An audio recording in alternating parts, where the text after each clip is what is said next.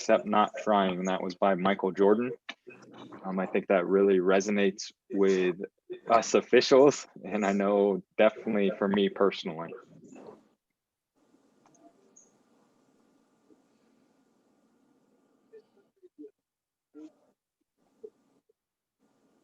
Cut off? No. You guys still see that? Yep. All right. So for week 2, we're going to be covering rule changes and points of emphasis. And we're going to have Jessica Wilkinson and Mike Lloyd kick it off here shortly. Just to give you a quick introduction, Jessica is currently an elementary school teacher, and she's been teaching for 7 years.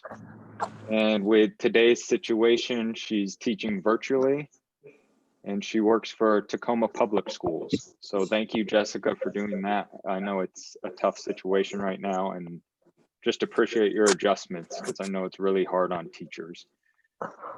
She's been a high school official since 2004 and a college official since 2014. In 2015 and 16, she worked the 3A state tournament championship and was assigned the crew chief. In 17-18, she also worked the state tournament championship game. And then 18-19, she worked the NWAC tournament and was assigned crew chief there. So lots of experience and a wealth of knowledge. Mike Lloyd, he began officiating in 1989. He worked in Japan for 4 years and then Maryland for 6 and Washington since. He's officiated 16 state tournaments, 10 on the girls' side and 6 on the boys' side, with numerous state championships, and most recently worked the 1B boys championship last year. So congrats, Mike. He's officiated Division 1, 2, and 3 at the women's on the women's side. He's also worked 3 NWAC women's tournaments. He's served 6 years on the PNBOA board, and he's currently the membership chair. Previously, he was a SOWB board member for 13 years, and he's been an 8-year member of the WOA RTO committee. He's a retired U.S. Air Force Master Sergeant and Starbucks barista. So thanks for your service, Mike. He's married with a 6-year-old son and has 2 sons in their 30s from a previous marriage. So as you can see, both of them have a wealth of knowledge, a lot of experience, probably a lot of failing forward as we discussed last week, and I'm excited for their presentation. So with that, I'll kick it over to you, Mike and Jessica. Hey, Bob, before we start, let's make sure everybody goes on mute, please. You. All right. As y'all mute yourselves, I'll pull up our presentation and I do this. Able to do so, Jessica? Oh yeah, I absolutely can. Okay. It's just I teach with teams, so I want to make sure I'm doing the right thing. Yeah, no worries. For Zoom, I just you always get stuck forgetting to share the computer sound. So I think I did it correctly. Yep, we can see your screen. Oops, wrong. There we go. Let me go back here. Okay. We're seeing your You have videos, presenter Jessica? version. You're seeing what was that, Bob? The Your presenter version? Yeah. Let's see. No boy. And Jessica, there's also an option to optimize for video when you share your screen. So make sure you click that as well. Okay. Okay, let me try that again because I don't want to do the presenter mode. And I did click that one, Leslie, but I got to make sure that you guys can see just the regular thing and share the sound. And otherwise, if that doesn't work, I'll go directly to the thing. Here we go. This should work now. Present, please. Okay. Still the presenter view on our side. If you want to just drag it bigger or click display settings and see what that says. Swap. I got it. No. Perfect. That's Awesome. so funny. I will let, I'll let Well, you take 'cause it away. I'm going to go on okay. mute. Thank you. It's You're funny welcome. because I got two screens going here in my classroom bedroom. So it got all confused, but I think we got it working. All right. Hello. Thank you. Glad to be here. Miss PNBOA, but I'm holding it down in T-Town, as they say. And just a small correction, I started at the PNBOA in like 2007, late 2007, so not quite 2004, but I definitely did a lot of failing up, as Bob mentioned. So, all right, Mike, are you ready? I can't see anybody, so I'm just going with you, Mike. All right. Okay, so we are going to go through the points of emphasis and rule changes, and Mike and I are just going to swap off, and we will have some video and put stuff in the chat box, and we'll try to answer to the best of our ability. So the first thing, rule change, is timer's duties. So just to make it uniform, what's going to happen is if there needs to be a replacing player, disqualified, injured, you're going to let the table know, and then you tell them start the clock, and then they'll have 50 seconds, or they'll hit the horn, and then they'll have 15 seconds, and then they'll hit the horn again at the end of those 15 seconds. So if there was a disqualified player, you would definitely let the coach know because they're bench personnel. Then you'd let your partners know, you'd let the players know, give everyone a little bit of extra time, then you let the table know. But the main thing is they're going to signal at the end of the interval as well. And I would say to that, I think that the habit that we want to have is we always want two horns. Even if that coach sends up the sub right off, we're still going to want that second horn, just so we create that habit. Same way with timeouts, intermission, first horn warning, then have the second horn. Yes. Can't hear you, Mike. Yeah, Mike. you sound far away, Mike. Oh, am I? Okay. Yeah. See if I can do this. Did that help? Yes. Yes. Okay. That's much better. Thanks, Mike. Yep. All right. Avoiding gamesmanship, and like what Mike mentioned, just make it consistent, two horns for those type of situations. All right, Mike, this is you. All right, so this change has to deal with, whoops, can you go back one? Sure.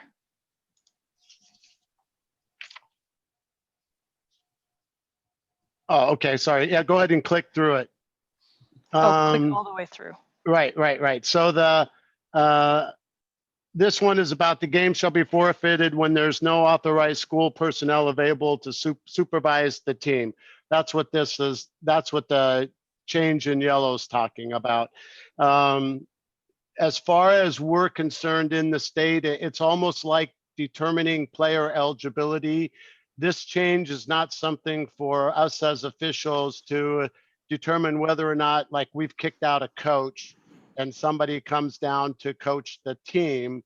It's not up to us to determine whether or not this coach is authorized school personnel or not. Just the same as if we don't determine whether or not a player has played 5, 6, 7 quarters.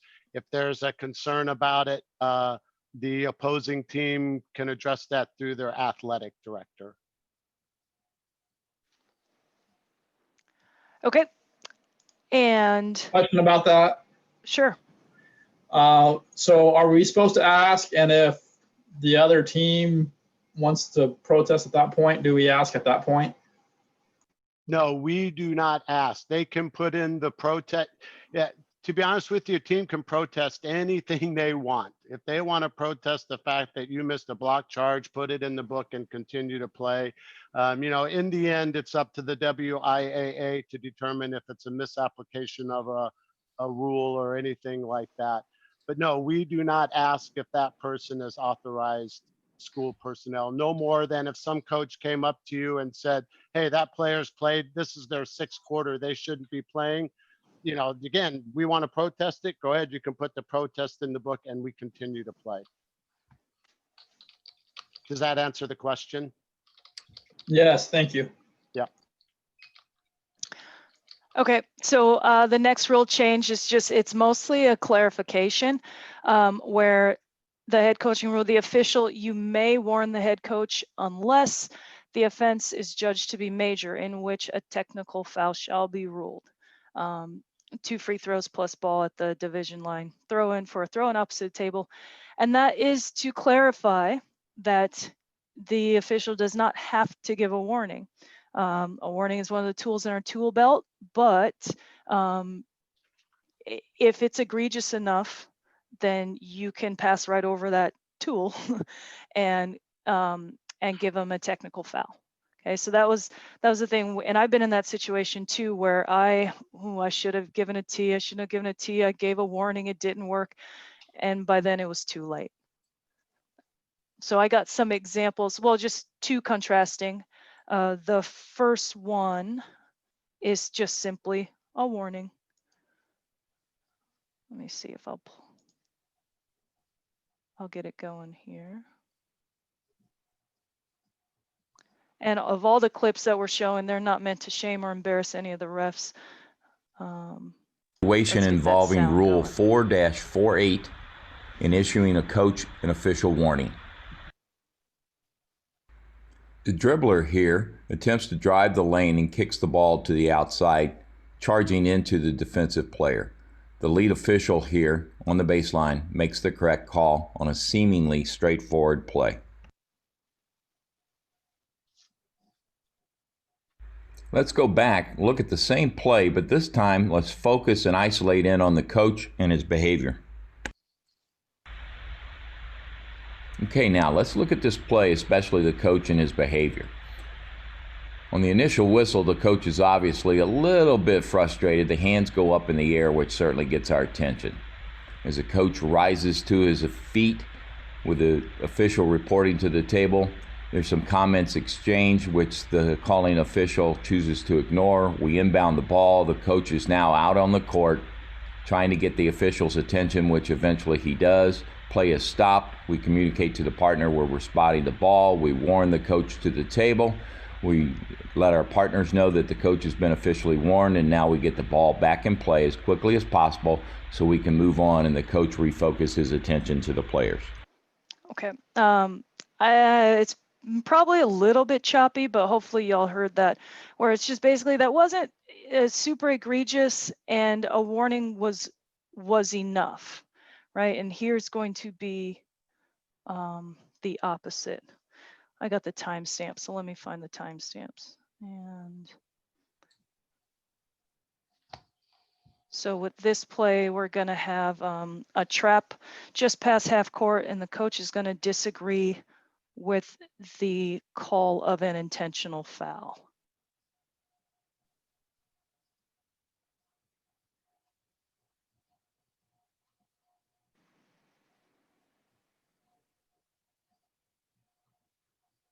I muted this sound just because there's a lot of fans yelling and it wasn't necessarily helpful.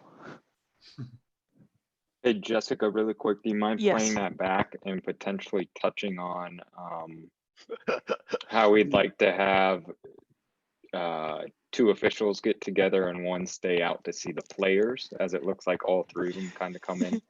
Just Sure. for game And management. yeah, and we're going to talk more about that later too, but definitely let me get rid of this band. Yeah, if ever you have something that it goes beyond, you'll want to talk about it, and then keep your eyes on the players. If it's egregious enough, and we've got some clips towards the end of this presentation, you can just, players to your benches, just send them to your benches so that you don't have to keep an eye on 10 people and have a discussion about what just happened. But you do want to keep your eyes on the players if you have them out on the court. I think what you see in this video is actually, I don't think the new lead official realizes that the other official has something else. Oh, yeah. And they're both going to the table to report.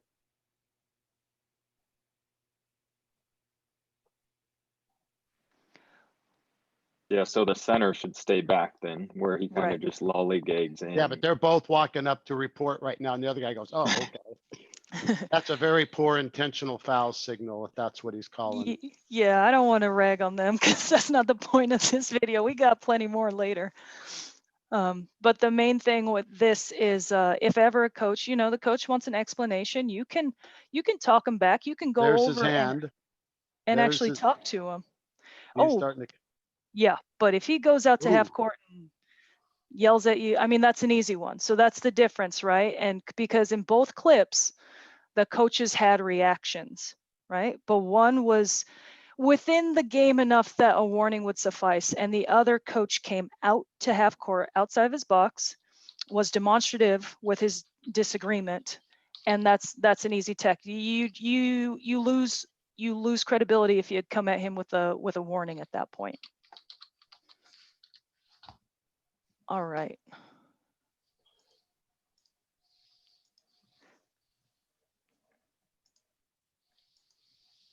All right, and this is an editorial change that is in there just to try to clarify the fact that if the technical foul occurs after the ball becomes dead to end a quarter or extra period, the next quarter extra period is started with the administration of the technical foul. If the fourth quarter extra period ends with the score tied, the free throws will start the next period. But if the score is not tied and the result of the free throws would tie or win the game, the free throws are administered as part of the preceding quarter or period. So that means you would actually shoot the free throws and then start the next period with the AP throw-in. Whereas if you're starting the next period with the free throws for the technical foul, then you would not be using the AP arrow for that throw-in. And then certainly if the free throws won't change the outcome of the game, they will not be shot. Hey, Mike. Yes. So it's the third bullet point says, if the free throws would win the game, they're part of the fourth quarter and not part of the overtime, even though the period had ended with the, is that what that's saying? The third bullet says if the score is not tied. So let's say the team is down by 1 and the coach that just won the game comes and yells at the free throw saying, "We won this effing game despite your crappy calling." We're going to shoot the free throws as part of that fourth period.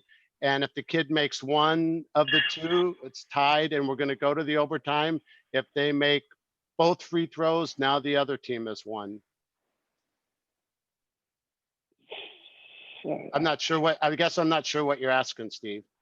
Well, I was thinking about if that coach is screaming at you because you're tied, the game is tied, those free throws become part of the overtime game. Right, so that's what the second bullet says. But if the coach screams at you and the game is not tied, the free throws are actually part of the fourth period. And I don't even think I've thought about that before. Right. Interesting. Yeah, so just because the team won by 1 doesn't give the right for the coach to start screaming and hollering at you guys as you go running off the court. If they intercept you, and if that coach intercepts you and gives you a piece of his mind and you're not out of the visual confines of the court, you can still whack them, and the free throws are shot as part of the fourth quarter. And that'll determine whether or not we go to overtime or not. And then run. And then run, right. Right. So can I ask a quick question on that? I just want to make sure I understand. So if the game is tied, it actually doesn't break the tie. You go into overtime, but if the game isn't tied, it can only be punitive, right? If the game isn't tied and the free throws will make a difference on whether or not we go to overtime or the game will be over, we're going to shoot those free throws as part of that period. If the score is tied, then we would shoot the free throws as part of the next period. Thank you. Yeah, it's basically like if they already ended in a tie, we're not going to take away that extra period. Correct. With free throws. Correct. Okay. Hey, can I ask one quick question? So even if it wouldn't matter, so if they're down by, would you still issue the attack? Pardon me? if it wouldn't matter, right? So like you said yeah, if it would not matter to the outcome of the game. So if they were down by 5 points and the coach did what he did, still administer you still issue the technical foul. Correct. You just wouldn't shoot. Correct. Absolutely. You would issue the technical foul and you would do the, you wouldn't shoot the free throws because they won't make a difference, but you would definitely submit a technical foul report on that. All right. Hey, Mike or Jessica, Scott here. Quick question. So my understanding, this is only if time's expired and we go into a tie, we have a technical foul. We're gonna go ahead and administer the free throws coming in to the extra period, correct? Correct. Okay, thank you. Okay. Some shot clock changes. Boys and girls will use a 30-second. And boys and girls will have, oh, Mike, is this you? My bad. Yeah, that's all right. Go for it. That's all right. Yeah, so this year, as people may have seen, the WIA changed their shot clock rules. So both the boys and girls are going to use the same 30-second shot clock. Both the boys and the girls will have 10 seconds backcourt. And both the boys and the girls will have 5 seconds closely guarded holding or dribbling the ball front court only. So this is actually a major change for girls. We haven't had 10 seconds in the backcourt forever, and we haven't had 5 seconds closely guarded dribbling forever. So this is a big change that we have to be ready for. You know, I'm going to have to start counting that 10 seconds in backcourt for the girls' game. So it's going to be an adjustment for everybody. Hey, Mike. Yes. There was a question in chat. Yes, Says, I saw that one from Doc. Yeah, about the second direct. So the coach would be ejected, and depends on what well, he's down by 6. So that'd still be 2 shots if there were, but if not, ejection, and then you just go on with life, right? Right. So if it's a 6-point lead and that T you're giving the coach is his second technical foul, you will fill an ejection report out. You won't shoot the free throws, but at the end of the game, you'll fill out the ejection report as you would have if the game wasn't over. Yep. Because there are penalties for these coaches if that happens to them. Yep. Yes, Randy, that is a correct. I would say that is correct. The only difference is the ball.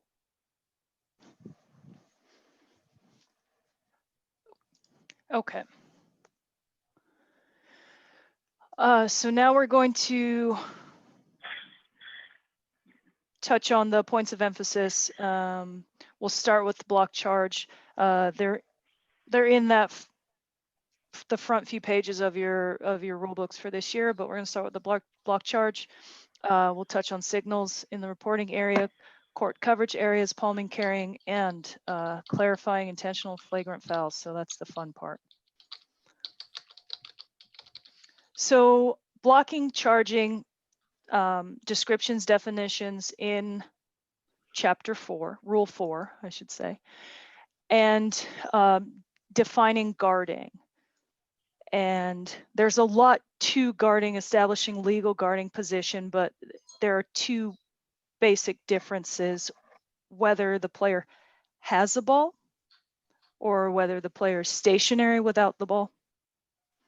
Time and distance are not a factor in those 2 situations. So if the player has the ball and you get in last minute, but you establish legal guarding position, that is legal. It can be a bang bang play. Same with a stationary player without the ball. And then if a moving player without the ball, if you're guarding a moving player without the ball, time and distance are a factor. And it's usually defined as 1 to 2 normal steps. So you might see that as, post players coming up the court and someone meets them at the free throw line to try and take a charge. We got to catch those early. We have to make sure that person established legal guarding position and time and distance, had enough time and distance to get there. So going through the critical points of obtaining legal guarding position and how to get a charge versus calling a block. To get LGP on a player, on a legal defender must get to the spot first without contact. 2 feet touching the floor, torso facing the opponent within 6 feet.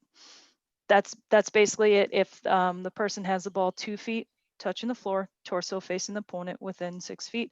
And then once you establish that legal guarding position, you may move forward or backward.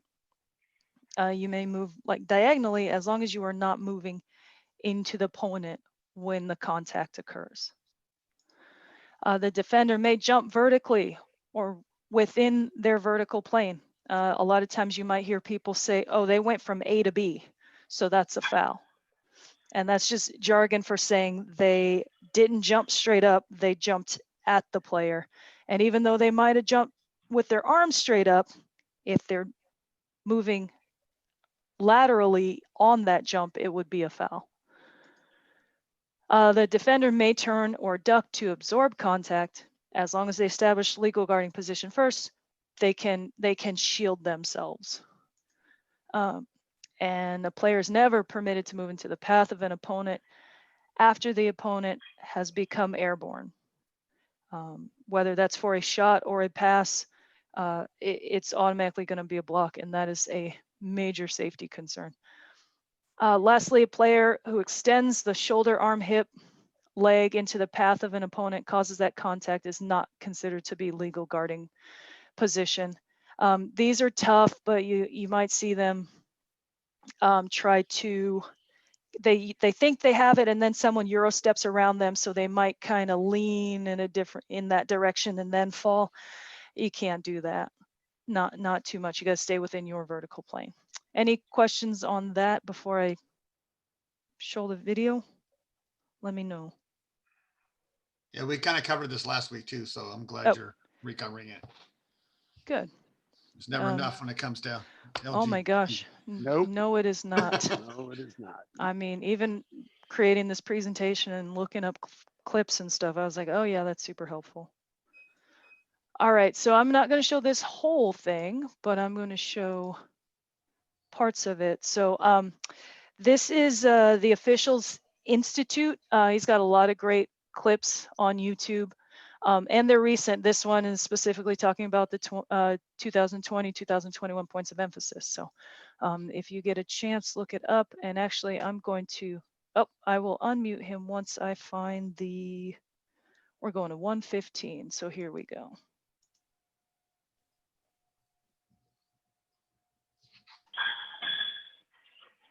Come on, internet. Really quick, while this is loading, Now back to our rule to the topic. recording. I put a link to the recording from week 1 in the chat so everyone can see it there and use it after this call. All right, go ahead, Jessica. I was trying to fill time. No, I appreciate it. I got you. All right, here we go. Topic of block charge. Block charge plays are one of the most difficult plays to rule on in a typical basketball game. And because of that, the National Federation has made this one of the points of emphasis for the 2020-2021 basketball season. Understanding the basics of a guarding player and the legality of that player's position is key to ruling on these tough and often polarizing plays. Also, knowing what a player must do to establish a legal guarding position and what he's allowed to do after to maintain that position is equally important. So let's not delay any longer and start talking block charge. Roll those clips. In our first clip, we see the visiting team moving the ball around when number 2 drives into the lane and collides with the defender, resulting in a block call by the official. Let's break this play down and review the specifics. Most block charge plays come down to one thing: who legally made it to the spot of contact first. And though this can sometimes be difficult to determine, it doesn't always have to be. One of the best ways to effectively evaluate a block charge play is to start by refereeing the defense. This simply means, instead of focusing on the ball handler dribbling down the court, as many naturally do, divert your attention to the defenders surrounding him.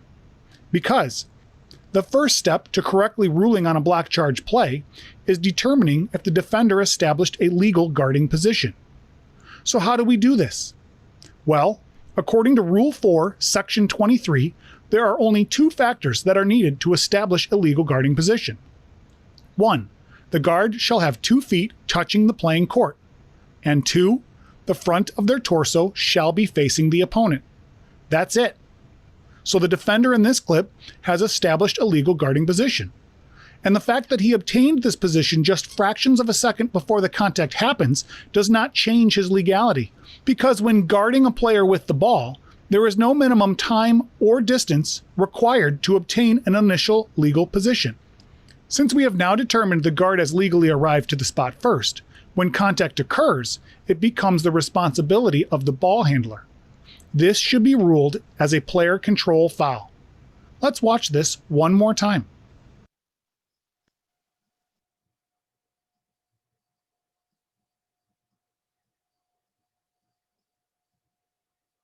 Okay, I'm not gonna, for the sake of time, I had another one on here, but I'm not gonna show. I do briefly want to talk about whose call that actually was, and it looked like they were both, even the one on the end line, the lead, looked like he was probably gonna call block 2. That's a tough call.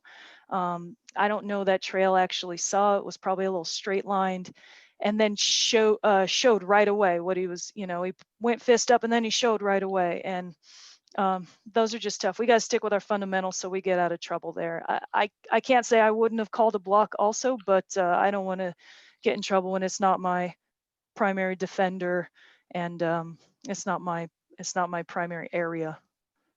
And Lord knows we don't want to blarge there. Mhm. All right, we're going to move on. We're going to have to hustle through this.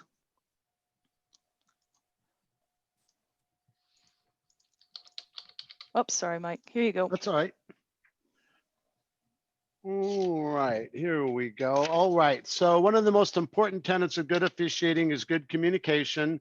The easiest and quickest way for officials to establish credibility is to effectively communicate with the players, coaches, spectators, and scores table during a basketball game. When the official properly and effectively communicates with all the stakeholders during a contest, their judgment is questioned less, their confidence is heightened, and their overall game management is improved. Be wrong, be strong. All right. So we want to make sure signals, they are a verbal, nonverbal communication by each official. Mechanics are the methods or procedures used by us to help put the officials in the best possible position to provide proper court coverage and provide effective communication to the table officials. Wait, go ahead to the next one. Okay. The proper signal for stopping the clock in Washington, we have 3 ways we stop the clock. We stop the clock for a violation with an open hand. We stop the clock for a foul with a closed fist, and they showed the alternate old school bird dog. If you want to bird dog them, that's open palm face down pointing at the offender's waist. And then lastly, we have the held ball signal. Washington did not adopt the Federation signal of doing the open hand followed by the 2 thumbs up.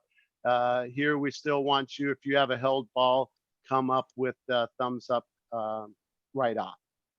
And if you want to look for where the signals, they're found in either the WOA manual or on the WOA hub under the basketball tab. Please look at the 3-point signals, everybody. So signals in the reporting area, when you're going to point at the direction, keep that thumb down is the most important thing. And it's not a literal point like you might see on TV. We're actually using that open palm with the thumb down. Designated throw in, that's when we get to point. The more information you give to the player, the better. Like, don't keep secrets out there. You're not trying to pull any gotchas, right? So if they can't run, let them know they can't run. Visible count, kind of keep that shoulder length. We're not coming way up here.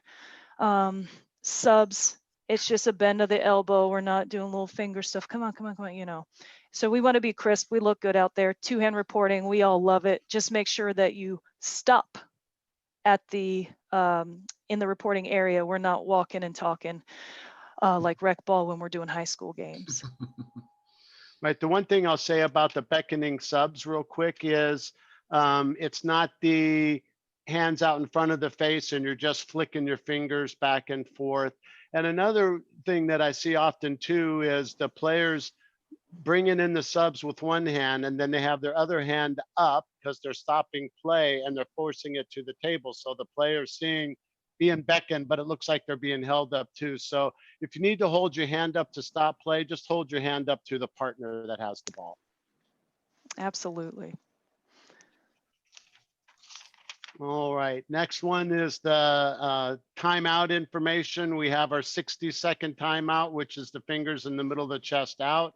We have the 30-second timeout, which is the fingers touching the top of the shoulder. It's not the two thumbs bouncing them up and down.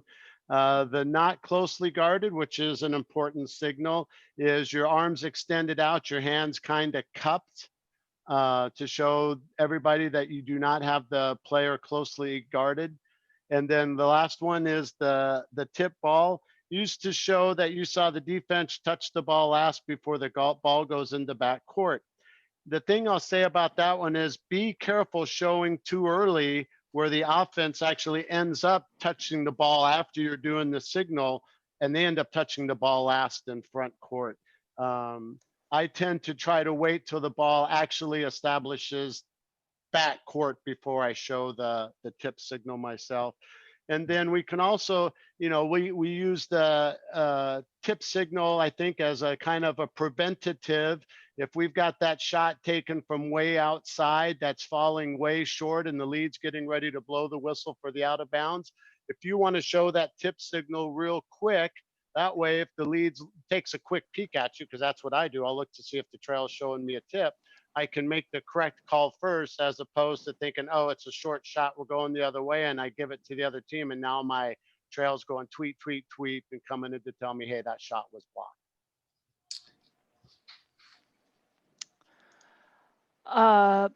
No score. It's just one quick. You don't have to go back and forth. You don't have to come running in like a football official, right? It's just one across your chest there. If you're counting the goals, the same thing. These are more subtle, right? We see on TV where they're super emphatic, and we were kind of taught a couple years ago, the more emphatic you get on an and one, the more upset a coach can get. So unless it's a major play, we can just count it and keep going, right? 3-point, you are showing the three fingers and you open the palms of your hands when it is made. Any questions there? Okay. Scott had a really good point in the I saw chat. somebody talk about the Yeah, go ahead, Mike. one thing we don't want to do on the tip signal is, as lead, show like we have the good block where people do that whole hand smack up above. Because the next thing that's going to happen is your partner from the outside is going to come in and blow the whistle for a foul. So if you've got a good block on a play, then you don't have a whistle. That tells everybody you must have a good block. There's no need to slap your hands together to tell everybody you have a good block. Yeah, especially the only time that I really do that is as I'm running up the court because the play is already done and the coach yells at me, that wasn't a foul. Then I give one or two of them and I'm gone, right? But that's after the play's already gone, because you don't want to be in the middle of that and have your partner call a foul, for sure. And the other thing with the no score is that when we call a foul, a lot of refs wave off a shot, even though the basket didn't go in, and that is not the purpose of this. You only have to wave off the basket if it went in and you're not counting it. So no extra excessive movements with that one. All right, bonus free throws. They show the arm sticking straight out. I try to be careful with that one because I've been known to poke a player as they go by. So I tend to go up with my arms in the 90-degree bend, but it's just one finger up. It's not, your pinky and your first finger up to show 1 and 1. It's a finger on each hand. And then if we're shooting 1, 2, or 3 free throws, again, the signals 1, 2, or 3 fingers just above the shoulder, outside your head. Your hands should never be in front of your face when you're communicating with the table, because they want to see your smiling eyes and stuff like that. That was the easy one. Smiling eyes. Delayed violation, just get that fist out and wait. Travel, you know, 2.5 revolutions in front of your chest, like not in front of your face, not too low either. Shot clock violation, 2 or 3 taps on your head. And then also pointing in the direction where the ball's going and signaling where they're taking it out of bounds. Those are important parts of this as well when you're signaling for violations. Illegal dribble, make sure when you vocalize it, you say illegal dribble, not necessarily double dribble, illegal dribble. Palming, carrying, you take your hand and you turn it over. So physically turn it over. And that's a little bit different than the backcourt, where it is basically at the elbow, you are going back and forth, kind of like a windshield wiper, but lower. I don't know if y'all can see, but so just a little bit of a difference there. And just remember, violations are a 4-step process. We're going to blow the whistle and show the stop clock signal for violation. Then we're going to verbalize the violation. 3, we're going to show the direction and verbalize the color of the team getting the ball. And 4, we want to show the spot of the ensuing throw-in violation. Can I ask a question that's out of sequence? I'm sorry. It's about when you show 2 or 3. Sometimes when I've noticed that the refs are not showing the initial 3, and then they just put their hand down, or they don't show it at all, but it looks like it's a long shot, but they'll just show the table 2. You know what I'm saying? I think so. That, like, what's kind of happening there? Like, I know that's not what we're supposed to be doing, but that's happening a lot. I see it. So I'm just trying to figure out like what's. So what the WOA actually put in a signal for us that if we have a shooter with their foot on the line, we can actually point down to that spot with 2 fingers and let people know that I see this shot and it's a 2. Okay, thank you. Right, but yeah, normally back in the old days, we actually used to have to signal how many points after every score. You know, if you do a good job of pointing down, then you don't have to do 2 points to the table. But I think they're just trying to be extra communicative of, yes, it's just a 2-pointer. It's not a 3-pointer. And I've seen people point down to the 2, and when it goes in as they're running up the floor, if they're close to the table, they just do a quick show. But Right. and it's not for it's just when it's close. And remember, we shouldn't be looking at the table when we're doing that. If you want to just stick your hand out there, you still need to have your vision on the 10 players out there on the court. You should never turn your head and look at the table and be giving them the 2-point signal or even the 3-point signal, because now you're not watching the players, and that's our important job. Great, good question. Mm-hmm. All right, everybody's favorite, 3 seconds, huh? So it's just a arm straight down, 3 fingers, and then raise the arm straight out, showing all 3 fingers. It's not this whole thing at the chest, flicking it back and forth parallel to the floor. It's perpendicular to the floor. 5 seconds is after your count, you're going to show 5 seconds. Should be just a little bit above the shoulder, but again, not in your face. 10 seconds is both hands. Your free throw designated spot or other violations that don't have a signal, you just point to it. Whether the free throw shooter stepped on the line or somebody came in early, anything like that, you're just going to point to where the violation occurred. Excessively swinging the elbows is for when there's not contact and you have that play. It's just your arm parallel to the ground bent and you swing your elbow 1 time. Again, be careful that there's not a player next to you, right, before you take them out. And then the kickball is just a swing of the foot once, maybe twice. And it's not an emphatic hopping, kicking, everything like that. And then just sort of rotated amongst your little police spots. And then, like I said, recently I started adding. Can everybody mute? Hey, Saito, do you mind muting?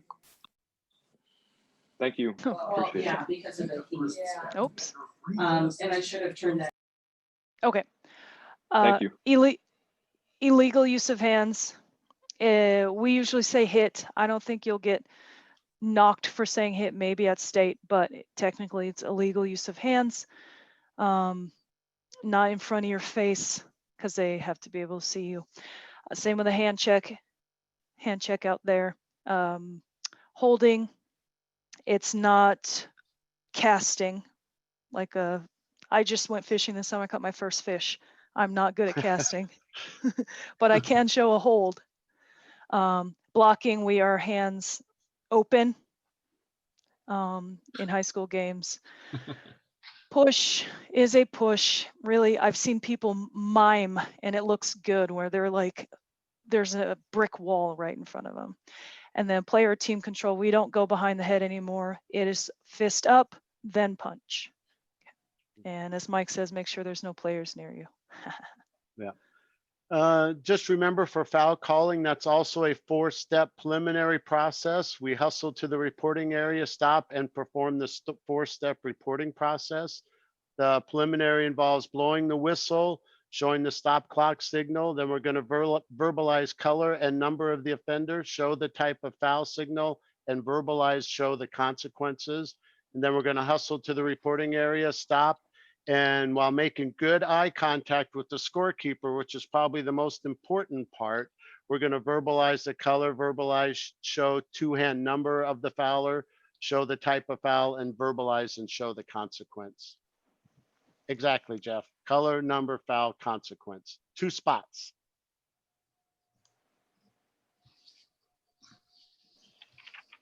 All right, so we have the hit to head used to communicate that the contact was a hit to the head. We have the arm bar. It's just out from the body, 90-degree bend at the elbow, hand in a fist. Double foul, we're gonna arms extended straight out to the side, parallel to the ground, hands in a fist. The trick is to get both the color and number of both the offenders, eh? And that is not a full timeout. Yeah, that is not right because your hands are in a fist.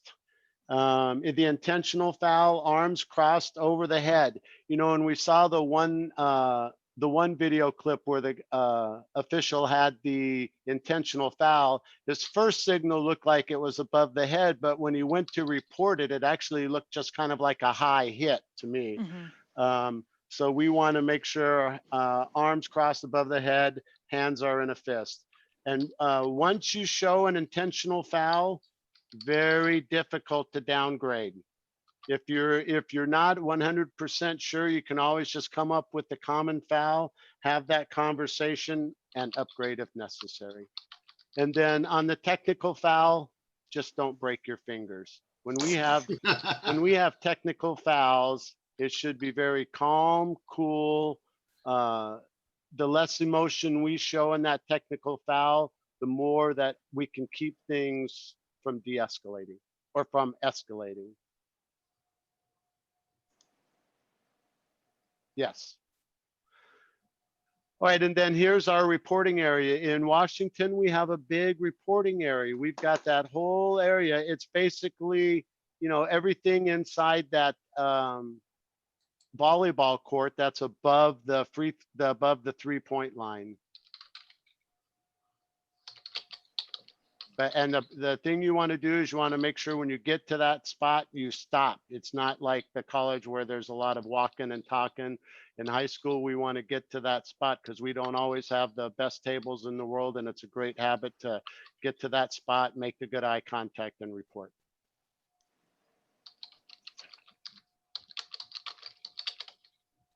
And lastly, these are our coverage areas. The thing that I'll say about our coverage areas, on the left side is the 2-person coverage. On the right side is the 3-person coverage. You know, 2-person is tough. I'll just say that it's a tough area to coverage. And the big thing I would say about our coverage area is just because the ball transitions from one official's primary to another official's primary, the on-ball official shouldn't go off-ball until they're sure that their partner has picked it up. Sometimes that means as a crew, we need to have that communication about how am I going to know that you pick up the ball? Is it going to be a body turn? Is it going to be a quick count? Something to let me know, because when the ball transitions into your primary, something should kind of change in your demeanor to let your partners know, hey, I got the ball now. If you keep that same statue look the whole time, sometimes it's hard to tell. So don't be afraid to have that communication at a timeout or halftime or when possible, and tell your partner, hey, I'm having a hard time telling when you pick up the ball.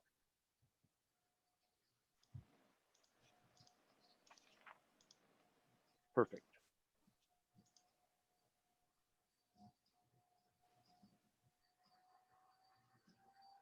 Is this me or you? This is you. Okay. So one of the POEs is carrying and palming the ball. I actually had, do we have a video clip for this one too? We do. Awesome. So, you know, the biggest thing that happens is we're seeing across the country more and more players are being allowed to illegally dribble the basketball. It's a combination of what they see on TV, as well as us not doing a very good job of consistent enforcement of the rule. Rule 414 tells us how the dribble is started, tells us how the dribble is ended. Anything more than a handshake, palm is vertical to the ground, is considered palming. And the coaches must teach proper dribbling technique. Officials must adjudicate the rules as written. So we've got a video clip here to show.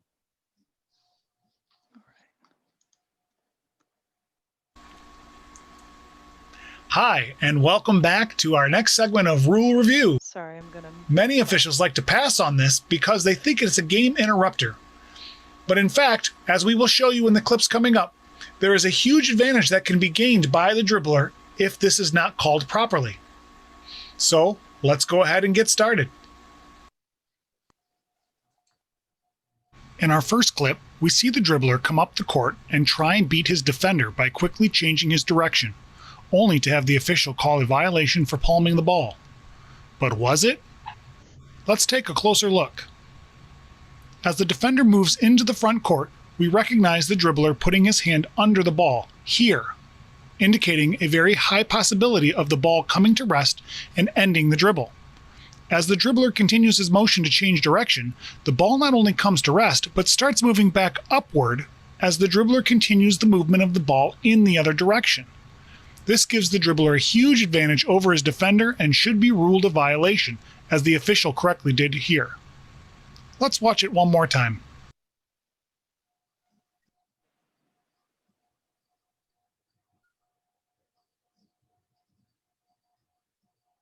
Mike, just let me know if you want to go all the way through or... In our next clip, the offensive player receives a pass in the corner and dribbles around his defender along the end line, passing the ball back out to his teammate to take a three-point attempt.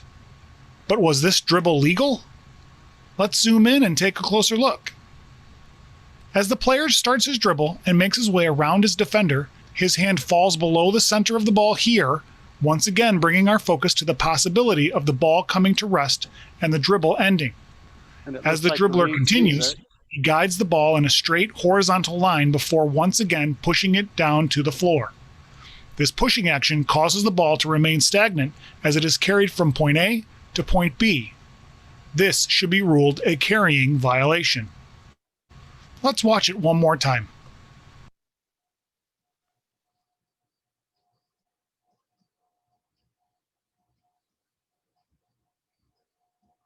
Well, wait, you can go ahead. Here we see a player take control of the ball and dribble out of the corner. Those were two good examples of palming that we missed. That the one guy got it, the other one didn't. I think Bob's right.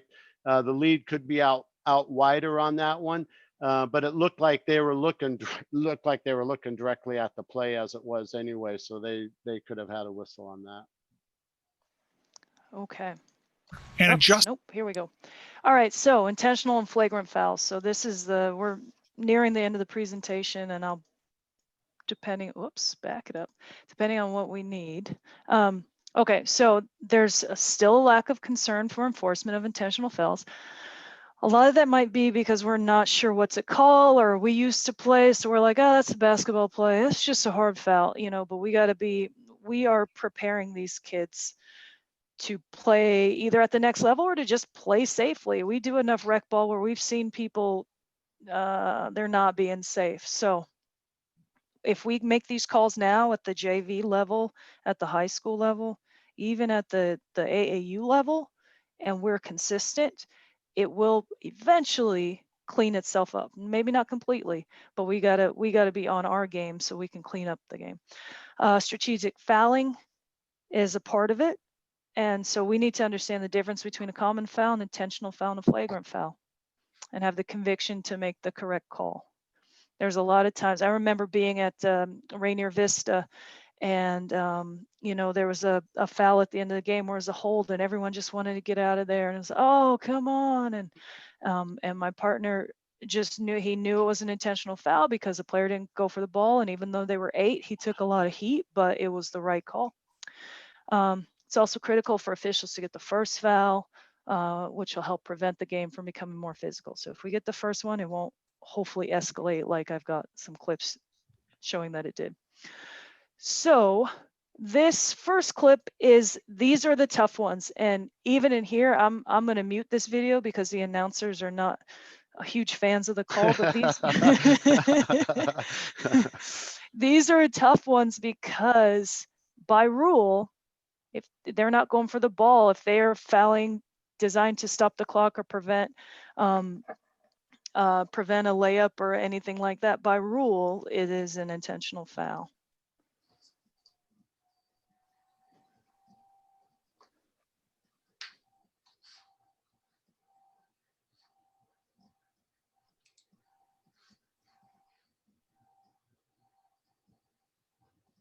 We'll get a replay, and it's tough. I mean, if you look at time and score, this ref had the conviction to make this call. It's hard.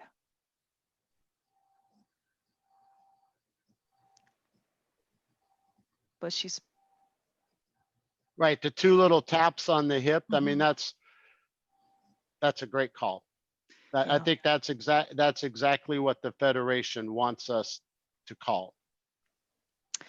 And what we don't want is to ignore those and have them yank on the jersey or pull her down, you know. So even in that case, you know, if that ref had called a common foul, the announcers were saying it was the bonus anyway, so they were going to get the 2 free throws. But if that referee called a common foul, it might cause them to, you know, foul harder next time, you know, that kind of thing, which we don't want. So that's a tough call, especially time and score. But right, especially if they ignore the whole contact as it was anyway. And you know, you're right. Next time they'll just foul harder. All right. So the difference between an intentional and a flagrant. An intentional shall be ruled when there's excessive contact, even if you're playing the ball. We'll see some of those.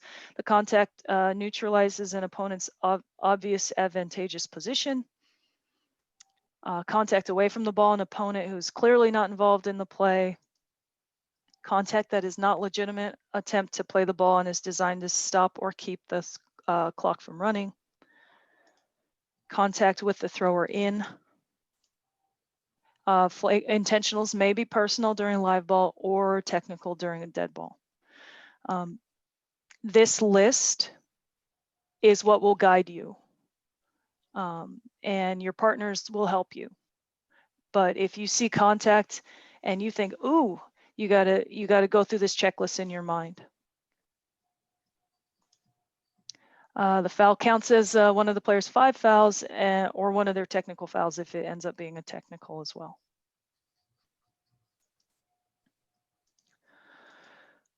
If the contact is violent in nature, striking, kicking, kneeing an opponent, if it's a flagrant. If it's during live ball, it's a personal foul, you know, dead ball. still flagrant tech. If technical, it involves violent contact during a dead ball or non-contact conduct at any time, which is extreme, persistent, vulgar, or abusive. Fighting is a flagrant act, and players are disqualified. They are not ejected. The reason for that is they may still be a part of the team here, but you still have to file the reports and stuff. But if a head coach or another adult bench personnel are ejected, they have to leave the vicinity. Head coaches are prohibited from making further contact with the team for the remainder of the game. So they're not, texting the assistant, and not that you'd know, because if the coach does that, unless it's painfully obvious, you're not going to be snooping around to see, what he's doing or what she's doing. But failure to comply with the rules of the ejection may result in the game being forfeited. So if they pull a Bobby Valentine and put on a sneaky mustache and come back out, then you got him. All right, here are some. Jessica, yes. Could I yes. ask you? And can I put it? And there's a big difference between being disqualified, let's say, for example, a player, and being ejected. Right. The penalty for that is also clearly more severe if you are ejected, as in you are disqualified for our. Especially in the District 2, when all those counters not being able to play later on during the year. Right, you lose games. Yeah. In that situation. Thank you, Manny. Okay, so we got some clips. This first one is, as it says, is a good example of team officiating. So we had contact, and then the partner comes in. This is two persons, so this is a tough one to talk with your partner while the players are on the floor. I think they did a pretty good job of keeping their bodies open to the players to make sure nothing else happened. And then person went in to his partner, said, I've got more information on this. This one needs to be upgraded. So that's excessive contact, even though 13 was trying to go for the ball. One ref kept his body open, but we ideally would like both refs to be able to see the players. We're trusting them that they're going to make the right decision. That doesn't always work out. So Jessica, question. Yeah. Mm-hmm. Typically, if the official coming in and wants to upgrade the call, should that official have not taken that call to the table?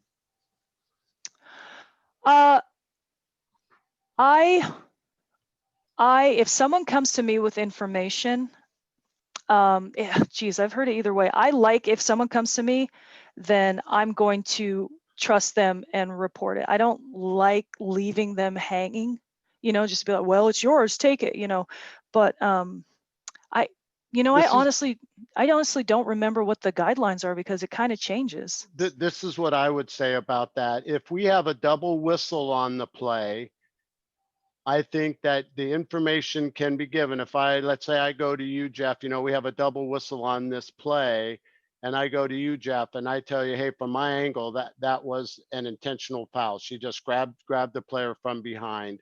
I can take that call to the table because I had a whistle on it too. But if only one official has the whistle on it, and I go to the partner and I say, hey, from my angle, that looked like excessive contact, we could have an intentional foul on it. It's up to that official who had the whistle to take that information and either say, I agree with you, Mike, I will upgrade it, or Mike, I don't agree with you, we're going to go with the common foul. I'm just looking at the fact that trail came so far in there to change that call or give more information. I think I would have felt more comfortable with that official taking that to the table. Right, but we don't know if that, there's just the two officials. Yeah. Yeah, but he didn't have so if I'm a coach, I'm going to say, you didn't even have a whistle on the play. How are you reporting the foul? And I also wonder if the lead had that, feeling in his gut as well, just to be like, oh, this is probably excessive contact, and And, you know, there's a lot of situations, if obviously, Jeff, you know, but if you hadn't made the call, or if a coach is riding you and you need to show that you belong out there, there's lots of good reasons to take a call to a table, which is why it's just so iffy. But in that case, I like that the trail came in and gave information and the lead took it. So the whole thing behind this, it's a great pregame talk. Yep. Oh, absolutely. And I think, you know, that lead official could have actually been thinking upgrade, but he did a Right. great job of just coming up with the common foul, and he got the information from his partner, and their conversation could have absolutely been, hey partner, did you think that was excessive? And he's like, hell yeah, I thought, I just wanted to confirm with you. And he took it to the table. It was kind of a weak ass intentional signal, but again, my reasoning is, if you don't have a whistle on the play, I don't think you can take a call to the table. Well, another thing is, make sure that if you're going to go and get help in this play where there is all that contact, make sure to take there's only two of you, make sure to send the teams away to the benches before you go into that conversation, because there is nobody paying attention to the plays at all. Right. That is that thing that we trust the players a little bit too much, and then burns us every once in a while. Yeah. Yep. Correct. In that play, would it have been better for Trail to come up with a signal, even though he didn't blow his whistle, and then come in? I'd rather not, especially if he didn't blow his whistle. I think having that conversation, because lead could very well say, no, it's fine. And then you don't want to spend all day arguing, and that trail could just, you know, that trail could say, that's on you. We're going to put in the game report or something, you know, but you don't, Right, if he didn't blow the as- whistle. Yeah, as that partner, you're coming to give him information, and it's up to that official to take that information and do with it what they want. Similar to the out of bounds call. I Right. come in and give my partner blows white, and I see black touch it last. I go to him, hey, I saw black 21 touch it last, and my partner chooses not to take it. Again, that's on him. But on the game film, you're going to see that I came in and tried to give him the information, and at the higher levels, that's all, you know. The supervisor will look at that and say, why the hell didn't you listen to what your partner gave you, kind of deal. So at least you showed you tried to have that conversation. That's in every pregame I have. If I'm the crew chief, I'm definitely telling them, hey, if you're coming to me with information, I'm going to take it, because that means that you have that knowledge. Don't come to me saying, did you see it go off red? I thought it kind of, because that will get eaten alive there. So if you're coming to me, it's because you know it, and I'm going to take it. Yeah. And we don't want to burn the arrow because we failed to watch the play. Right. Correct. So here's an example of referees getting burned for having a conversation. This is local, so I'm not trying to rag on officials. They're, for the grace of God, go I. I'll just show, let's see, I think I got about the first 30 seconds, and then they got a replay for it.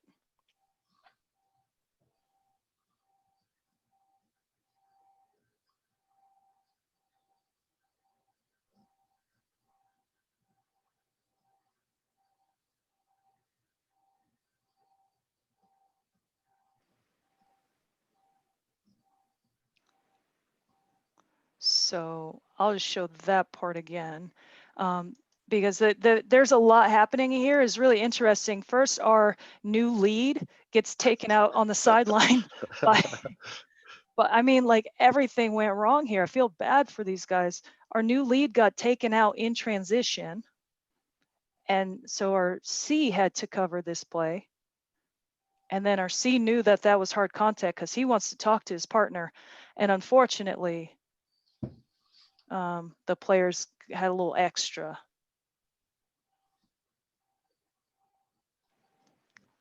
So I'll zoom ahead to I think they got in slow motion, and then we can talk about this. I mean, the main thing here is, don't vacate your area, even, especially with that hard contact. And we saw the other officials kind of stay there and make sure everyone got up okay, right? But if you stay there and tell players, just go to your benches, since there's three officials, just go to your benches, players, and then you can have a quick talk if you feel like that's worth disqualifying the player. It's not pretty, that's for sure. We don't want that. Yeah, and I agree with what you're saying there, Bob, is that stay with that player on the floor. If they're on the ground, we're not in a hurry. We know what we have. Stay with them first, slow down the process, make sure they're okay. And then when somebody comes to take over, we can have that conversation. But both those guys left, they have what, 6 players behind them. And that's just not a good position to have players behind everybody like that, where nobody's watching them. And of course, so we used to have some language around contact to the head is automatic, this or that, but now it's excessive contact or extreme severe contact, right?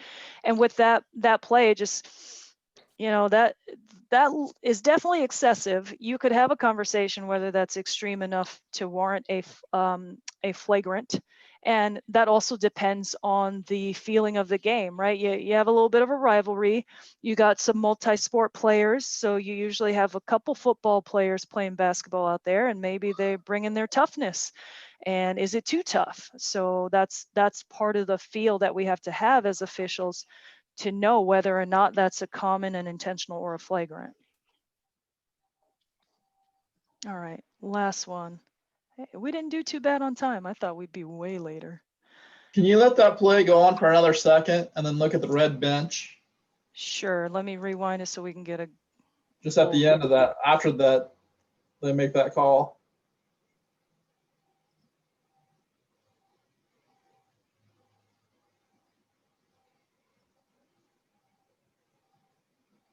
So you've got a shove there, which is a potential for a fight. And if you look over, you can see the coaches pushing kids kind of, well, I guess the question would be, how far off of a bench are you going to let kids get before you start ejecting players for coming off the bench? I'm going to let them get farther than that. I thought the first time I saw it, I thought they were further off than that, but. No, I understand. And this is already pretty bad, but unless, and who knows what the officials actually saw too. So, but I'm gonna need definite knowledge that they're out there trying to get out there a little bit more. Did they only call the technical on the player in red? Because it seems like while he shoved his way through 54 right here, right? It happens right here. It's 54 and 33. No one sees it, but 54 engages and then red engages back. Right, so that looked like the referee saw the second push, so that's why he went right to 33. But if you actually saw it, would it be a technical on both of them? Would you guys see that as a double technical? It'd be. Yeah, absolutely could call that a double technical. Mm-hmm. The one thing I was wondering was, so you have one coach, coming out onto the floor from the red bench, and we know that coaches and assistant coaches can now come out on the court during a fight or a potential fight breaking out. But it doesn't mean the coach can come out and chew on you. Yeah, and yell at you. So I'm not sure if they did anything to that coach for that. But the point to me on that is, if they can come out to help break up the fight, but they can't come out to scream and holler at you because they don't like what's going on. Which is what he's doing. He went right to them and is pointing at them, and then he walks past this ref, and then he says, "Oh, while you're here, let me talk at you a little bit too." It's not a freebie. Yeah, but so we're not trying to drag on the refs. It's this was a tough one. And I tried to figure out what the consequences ended up being from this clip. There are announcers, but because they are using last names instead of numbers, I really have no idea who's who. And so I don't know what they ended up calling for the final fouls. Hey, Jessica, Yes, can I interject one thing? sure. Sometimes, especially with a situation like this, sometimes we get so caught up in our table duties, we don't do our floor duties. And if we would realize we're in no hurry to get to the table to tell the story, we have to make sure that we're watching what's happening on air. So we've got to watch for a coach that's going to come over. I mean, what happens if that team rushes that coach that's right next to him? There's a lot that's going on that we have to make sure, hey, this cannot happen. And I think that's everybody's saying it on here, but it's all pregame stuff that we need to be communicating and saying, hey, we've got to take care of floor duties first, and then we'll do our table duties next. This was the other thing I didn't necessarily like though, was we're going to have one guy telling the table what's going on, and then the other officials are going to bring the coaches in and try to talk to them. And I would be worried that a mixed message is going to happen here. Mhm. I would take care of our table duties, get the coaches together, tell them what's going on, because right now we don't know if the same thing's being said to the table as well as the coaches. Right. And I can also tell you that as the officials speaking to the table, the PA announcer is relaying the information. So we got a technical foul on number 30. We got a flagrant foul. So all of a sudden the gym is louder and you're trying to communicate to the coaches, but you might be the U1 because the R is at the table. Just go table first, then bring the coaches together. And that way you can still have one official keeping an eye on the benches. Because what if they start jawing? And what if the players start jawing at each other? Right, but all our three officials are now taken up by this situation. You got white players on the court. They shouldn't be out there yet. You know, it's unfortunate. Well, and it looks like the coach that was jawing at the official is not the one that's having the conference here. So he Yeah, probably so he wasn't even the head coach. Yeah. Yeah. So he just bought himself one too. Yes, he did. I know he did get one. Yeah, he can come on the court, but only to help break up the fight. He definitely ain't coming on the court to yell at us. All right. We do have the one more that everyone's seen, so I won't show all of it, but this is just an example of, call the first one, and some of these are extreme. So I'm going to find these are also local. I think it's the other side of the mountain. I'm going to find the starting points because I don't necessarily agree with our person who posted it for all of it, but this made its way around the country because it was pretty vicious.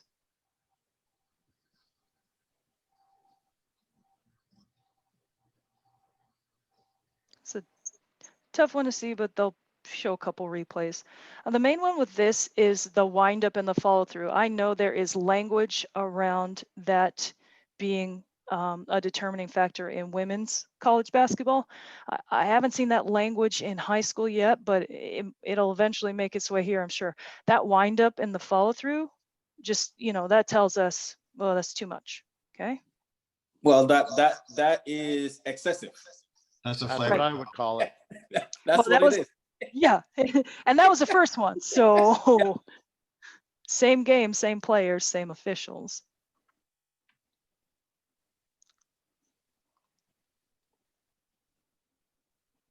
Wow. Jeez. Yeah, and I skipped a couple. These poor players in red, they're so frustrated. And it would have been a foul on red. Can't airplane wing somebody out of their way. That's a block up. But then, yeah, that's not a play on the ball. That's a technical. I mean, sorry, not technical. That's intentional at least. But that's number 4 in there. Let me get to this one as well, and then we can wrap it up. Here we go.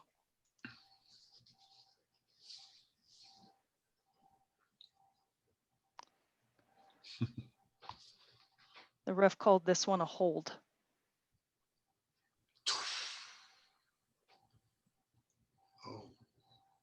There's such a thing as a clothesline foul? Do we have There's a flagrant. There's And a the refs flagrant down there foul. asking him, "Are you okay?" Yeah. You okay, dude? Again, this is play number 5 of this game, I believe. It's just, we got to get the first one, and we have to have that checklist in our head to where if something is excessive or extreme, we have to have the gumption to make that call, Yeah, even you if have it's to the home upgrade. team. You have to upgrade. All right. So that's So what I if got. this is 34 second in the same game. When do you decide to disqualify or remove a player from the floor? Right I now. mean, On the first, he he should have been gone. Yeah. He should have been gone. The first one was bad, and then this one was worse. But he's still playing. But he got the technical in the first instance. I don't think he did. Nope, That was was all the common. problem. Every one of those fouls was Flagrant. a common Fouls. foul. Those are common fouls. Those were called Yeah. common fouls. And I skipped around this clip. There are 6 fouls in this clip that the parent showed. Yeah, it wasn't a good situation. So to answer your question, at what point is this player disqualified? As soon as you see extreme contact. As soon as you see flagrant contact. Right. I mean, you're either going to wait for him to get 5 fouls, or you're going to give him the flagrant foul, because the intentional foul is still just one of their 5 regular fouls. So there's no limit. They get 5 intentional fouls if you want to put up with that much stuff. But the first one would have been intentional on them, and if they did something the second time like that, it's like, no, we don't need you in this game tonight. I'll make the second one flagrant, and we don't need him on the court. Hey, as an official, you're never going to get in trouble for upgrading the call or making what you think is the right call. Yeah. All right. Our man called that a hold. Yeah, he needs to be starting the bus somewhere. It's okay. We there, but for the grace of God go I, right? And look at, and you can tell 34 is having a great old yeah. time out there. He thinks this stuff is funny, and he's thank God nobody got injured on those plays. Oh, coach subbed him out though. Yeah, for the other football player. That's some big kids. Yeah. 210 got subbed out for 210. All right. We need to wrap this up. I'm 5'2". I'm calling the flagrant on the first one because I'm afraid he's going to come hit me. Well, that really ended our presentation. We really appreciate you guys taking the time out of your evening to listen to what Jessica and I had to present, and hopefully you got something out of this presentation to incorporate into your games that hopefully we get to referee starting in January. So Mike and Jessica, well, we're going to stick around for a few in case people have questions, if that's okay. Oh, absolutely. Okay, I'll let y'all answer them. Mike, this is Mike Dunn. How you doing? Hi, Mike Dunn. Good to see you back. Yeah, good to be back, man. Good to be home. My question is that where, as I'm posted, is the test posted up so to take the test? Because I'm looking on Arbiter and I'm not finding it. The test will probably be out no later than the second week of November. The second week of November. Okay, one more, and then I'm gonna let somebody else say something. I see there's been a lot of different changes in Arbiter. I think about like the pay thing. Do you supposed to pull out anything about how that's supposed to be PayPal or whatever that is? See some stuff going on in there. It'll be Arbiter Pay. Let's take this offline, Michael. I think that'd be a good question to send to the board, and we'll try to get you an answer that way. But yeah, there is changes to how we're going to get paid for school games this year. Okay, I take it off. All right, thank you. All right, any other questions for Mike or Jessica or Bob, myself, or Manny? Somebody just sent out on the text, how do we prove that we attended this so they can get their meeting credit? Mike, any idea? Take a picture of the screen with your picture on it. Send it into. I would say screenshot it. Yeah. Just like you said, Stacy. Oh, that's a good question. Screenshot. Oh, I have man, to- here you hold go. on, how do I- Screenshot it or Really, take your get this cell camera phone out. out and take I a do grainy not have picture. screenshot. Let me see. I'm on So my on the wife's. Mac computer. is Command Shift 3. On the I'm Mac, on my wife's PC. Is it Yeah, just Command Control Shift 3. P? Command Shift 3 if you're on the Mac. No, I'm on a PC. Chuckarelli, get your big camera out. It's Yeah, that- just snap one with your Command phone Shift and then 3. send Mike, it. you That's can what do I'm a, gonna Go do get a right Mac. now. Nobody leave. Nobody Mike, you can leave. do a control print screen. I could do that. I got you, Mike. Well, you, Mike, you're in, so you don't need credit. So. That's old school, Mike, but it works. Hey, it's gonna work for me right now. Is that a flip phone, Mike? F you. Oh, man. Wow, wow, Well, wow. it is an iPhone 8, so it's not the latest and greatest of that. Hey, I'm on the 7 still, Mike, so. We got a 6, y'all beat that. It still works. Man. Still works. Jessica, I'm a Jessica, teacher. Jessica. Yes. This is Mike Dunn. How you doing? Good. I missed you, Mike. I miss you too. It's good to see you. Questioning on one of those the tapes is when I think we was talked about when a guy kind of when number 34 kind of yanked, he did the first play. The wind up and the follow through. Yeah, that right there, he should have been knocked out already. That at the very least should have been an intentional. And if it was in the first quarter and you know you hadn't seen anything else, yeah, that's an intentional. So he's not disqualified off of that one, but my spidey sense is tingling and we got to penalize that pretty harshly right away. Yeah, I think my antennas will go up. I'd have been probably calling a lot more fouls. Yeah, and it's definitely in control of the game. It's definitely still an intentional. That's not nothing. But it if that was, you know, late in the game and he had already done some other stuff, it might have risen to the level of a flagrant. Mm-hmm.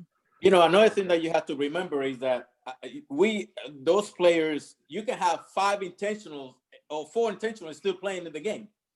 So, because they don't add up. So in high school, they don't add up. But remember that if something like that happened on the first quarter, the second one that happened, he's got to go because it's not going to get any better. Game management. You know, you got to make sure that you put a stop to that at some point because they go, well, if it's intentional, they can keep playing. It's not a big deal. So is the difference then between the common and the intentional just the penalty? It's 2 shots and the ball? Yes. Correct. That's the difference. And then when you get to flagrant, it's the same penalty, but then you make the decision. Once it's flagrant, then is that player disqualified? Not necessarily ejected from the game, but if you call a flagrant foul, then that means that's the additional penalty between intentional and flagrant. They're disqualified, correct. Okay. Right. This Scott McKinnis. I just have 2 questions. Coming from the IBO side of the house, one of the things we don't do is preliminaries. So I'm picking up on that. I worked PNBOA last year, and I guess you guys are big on doing preliminaries because that's the federation way, or is that the WOA way, or WOA way? Okay. WOA and federation. Okay. All right. So I'll work on getting the preliminaries because normally the preliminaries is just my block charges normally if I'm trying to sell it. So I'll just get used to that. The other thing is in that situation, I run into a lot of players that are, you know, football / wrestling / basketball player because that's all the player school has. I usually will converse game management, Mike, like you were saying. I would have that game management with them. Say, hey, I know you like playing the game, but let's watch what we're doing. That tells them I got my radar up. So if something else happens, and I'm telling my partners too, on the next dead ball, we need to watch 52 for any activity. And if something happens, then that way all 3 of us are on board. The other thing that tells a player you have your radar up is blowing the whistle, right? Because if you see a football player type player who is being excessively physical, you don't want to talk him down if it warrants a whistle. We don't want to be friends with everyone, I'm being the nice Julie Mitchell. Julie Mitchell would tell you. So just, your whistle works for a reason. And I understand what you're trying to say, because a lot of small schools have the 3-sport athletes and they're out there and they might not be as skilled with basketball and they might be throwing their weight around a little bit extra. But, when you see something like we saw tonight on these clips, that's not worth talking to. That's a guy who's winding up and following through and knows what he's doing.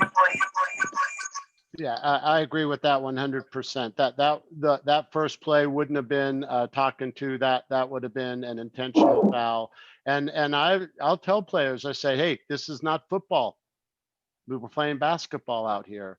But yeah, you have to let your whistle do the talking in those. Yeah. He'd have been gone. And it's easy for us to say that. It's easy for us to say that. Game. And the only thing I can say is work as many games as your body will let you. And then if you can't get out there, look at it on film, because that's how we put ourselves in that situation. I don't ever want to be in that situation, but I might have been in it something close at the whack. I've had a guy scream in my face, and I had Phil come save me. Phil came with the text before I could get my whistle in my mouth. So we're all in these situations. And if you've never been, or if basketball shut down right now, I mean, obviously you're doing the right thing by being in this meeting, but get on YouTube. My goodness, there's so much information out there now that you can visualize what you would do in that situation, and then be thankful that it wasn't actually you in that situation. Yep. Yes. Totally. Yeah, and I would piggyback on this and just say it goes back to what you were saying at the start of the call, Jessica, where it's failing forward or failing up, however you want to word it. But going through those situations and failing, but learning from them, moving forward, so you're now successful in those situations. Yeah, and it takes a lot of courage. Right. You would hope that those officials, if they saw this clip later on, you hope that they would grow from it and say, man, we should have had more than what we had in this game. And you have to be willing to not be stubborn enough to say, man, we nailed those calls, because they didn't. So we all have to be willing to look at our plays and be willing to say, I could have done better on that play. Because I have to go. Sorry, I have to go. My wife made dinner reservations. She's gonna get mad at me. Thank you so much for inviting me. Thanks for good seeing you. Good seeing y'all. All right. Take care. I just wanted to ask if anyone else heard about the extension of the December 28th start. We just got a call saying that Seattle Public Schools are going to continue online until the end of January at a minimum. So that would lead me to believe that basketball for boys and girls potentially will not be starting at the end of December. I can't imagine they'll have games if they're not going to have kids in school. Has anyone heard anything at all? I saw that in the news too. January, the school will not resume in person until late January. So January 30th. Latest. Extended. I'll be right back. Kent said the same thing. They said the Kent School District will not have any school. It'll be online only until at least January 28th. The latest I've heard, and Mike, you can fill me in here if I'm off, but is that athletics or basketball would not start until the end of December, but they're meeting, I believe, like, I want to say every couple weeks to discuss this. So that's not set in stone, but that's a tentative date, and I wouldn't be surprised to see it adjusted. But I think that's the most recent update. Yeah, December 28th is supposed to be the first day of practice. Right. Yeah. And that hasn't changed yet. My understanding is we're going to find out that first week of November or so from the WIAA on what the status will be of the sports at that point. If you saw, they changed what they're going to use for their benchmark to determine whether or not sports are going to happen or not. Each sport is either low risk, medium risk, or high risk.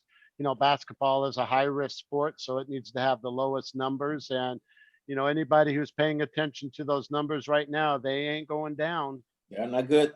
It doesn't, right now, it does not look good. But let's see what happens. But right, sometime the first week of November or so, we should get more clarity from the WIAA on what's going to happen with sports. Are there any updates on rec ball? I'm gonna jump off as well. I believe Gibby and Jeff have the webmaster service here, but appreciate you presenting, Mike. Very good job, and I appreciate everyone else joining and taking the time to learn. Thanks, Bob. Thanks, Bob. Take care, everyone. Good seeing you, Bob. Good seeing you, brother. 61 people. You as well, Mike. See ya. So this is Doug Miller. I'm currently the rec chair, and we have not heard anything from any leagues. Basically, there was one league that wanted to start up. So basically, there's no rec ball out there either. So we're still waiting to hear back, and obviously, it's going to be determined by the state mandates. So we need to just, we're going to have to wait and find out when those get loosened up and there's less cases of COVID, and they will allow leagues to start back up. Sounds good. Well, I saw that message. All right, Hey, so Jim. just so you know, the RTO meeting tomorrow night is me going over the rule changes again. So take that for what it's worth. If